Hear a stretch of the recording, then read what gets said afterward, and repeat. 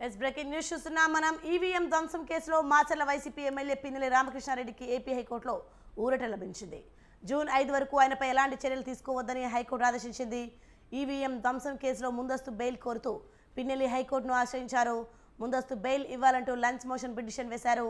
దీనిపై విచారణ చేపట్టిన కోర్టు జూన్ 5 వరకు ఎటువంటి చర్యలు తీసుకోవద్దని ఆదేశాలు ఇచ్చింది. తదుపరి విచారణను జూన్ 6 వరకు వాయిదా వేసింది.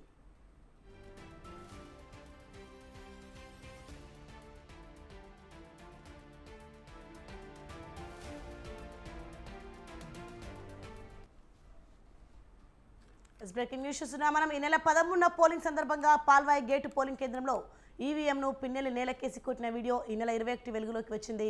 దీనిపై కేంద్ర ఎన్నికల సంఘం ఆగ్రహం వ్యక్తం చేయడంతో పిన్నెల్లి కోసం ప్రత్యేక బృందాలతో గాలింపు చర్యలు చేపట్టారు. హైదరాబాద్లో ఉన్నారన్న సమాచారంతో ఏపీ తెలంగాణ పోలీసులు ఆయన కోసం గాలిస్తున్నారు. రైట్, ఇదే అంశానికి సంబంధించి మరింత సమాచారం మా ప్రతినిధి వీరస్వామి ఫోన్ లైన్లో అందిస్తారు. వీరస్వామి, చెప్పండి. ఈవీఎం ధ్వంసం కేసులో మాచర్ల వైసీపీ ఎమ్మెల్యే పిన్నెల్లి రామకృష్ణారెడ్డికి ఏపీ హైకోర్టు ఊరట లభించినట్లు చూస్తున్నాం. దీనిపైన అప్డేట్స్ ఏంటి?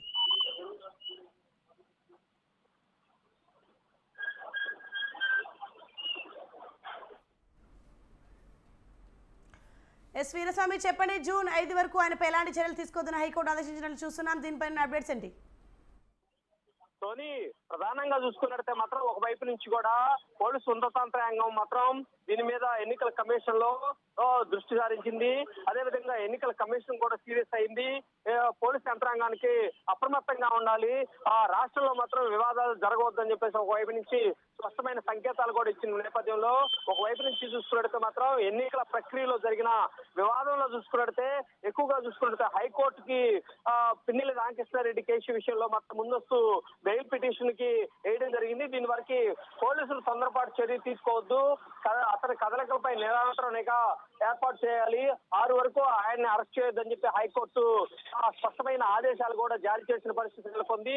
దీంతో పాటు చూసుకున్నట్టు మాత్రం నలుగురితో కూడా ఎవరైతే ఉన్నారో వాళ్ళతో తిరగవద్దు అని చెప్పేసి హైకోర్టు ఆదేశాలు జారీ చేశారు. అదేవిధంగా చూసుకున్నట్టు మాత్రం సాక్షులు మాత్రం ప్రభావితం చేయొద్దు, అదేవిధంగా వారందరి విషయంలో మాత్రం జోక్యం చేసుకోవద్దు, వాళ్ళని భయపెట్టి భయభ్రాంతులకు గురి చేయొద్దు అని చెప్పేసి ఒక ఆదేశాలు కూడా జారీ చేసిన పరిస్థితి నెలకొంది. దీంతో పాటు కూడా చూసుకున్నట్టు మాత్రం న్యాయమూర్తి కూడా స్పష్టమైన సంకేతాలు కూడా చెప్పడం జరిగింది. అదేవిధంగా చూసుకుంటే ఇలాంటి కేసుల్లో దాదాపు 4 ఎమ్మెల్యేలకి కూడా ఇలాంటి ఎన్నికల ప్రక్రియలో ఉన్న ప్రతిపక్ష నేతలే కానీ అధికార పార్టీ నేతలకు కానీ సంబంధించి కూడా వాళ్ళందరికీ కూడా ఇది వర్తిస్తుంది.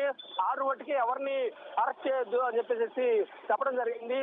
దీని విషయంలో చూసుకున్నట్టు మాత్రం పిన్నెల్లి రామకృష్ణారెడ్డి అరెస్ట్ విషయంలో దాదాపు 2 రోజుల పాటు పోలీసులు మాత్రం నిఘా కొనసాగించారు. అతను కూడా వెతుకులాట ప్రారంభించారు. అతన్ని అరెస్ట్ చేయాలి అని చెప్పేసి ఆగ్రహం వ్యక్తం చేసినా కానీ ముందస్తు బెయిల్ పిటిషన్ లో పిటిషన్ వేస్తే మాత్రం హైకోర్టు 6 వరకు అరెస్ట్ చేయొద్దని చెప్పేసి సంకేతాలు పంపించింది. ఇది హైదరాబాద్ గా కొనసాగిందని చెప్పుకోవచ్చు. ఈ 2 రోజుల పాటు మాత్రం దీని మాత్రం నిరంతర నిఘా ఏర్పాటు చేసినా కానీ పోలీసులు మాత్రం వైఫల్యం చెందారని చెప్పుకోవాల్సిన పరిస్థితి నెలకొంది.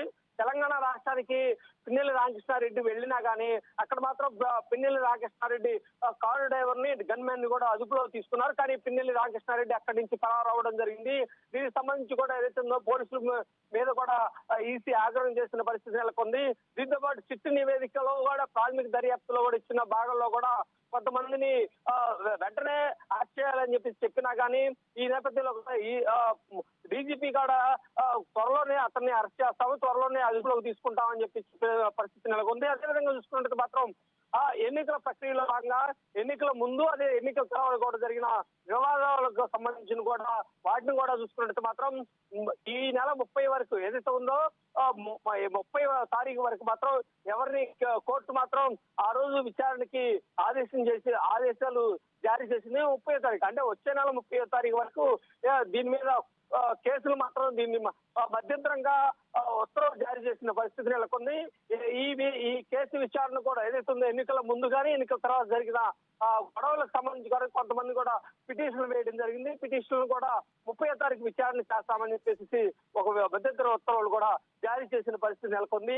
ఈ నేపథ్యంలో చూసుకున్నట్టు మాత్రం కొంతమంది తాడిపత్రి కానీ అదే విధంగా చూసుకున్నట్టే పల్నాడు జిల్లాలోని గోపిరెడ్డి శ్రీనివాసరెడ్డి కానీ అదే విధంగా చూసుకున్నట్టు పిన్నెల్లి రామకృష్ణారెడ్డి దీనికి సంబంధించింది కాక ప్రతిపక్ష నేతలు ఎవరైనా సరే వాళ్ళందరినీ కూడా 6వ తారీఖు వరకు అరెస్ట్ చేయొద్దని ఒక కీలక ఆదేశాలు జారీ చేసిన పరిస్థితి నెలకొంది. Soni. Okay right, thanks for the information Veeraswamy.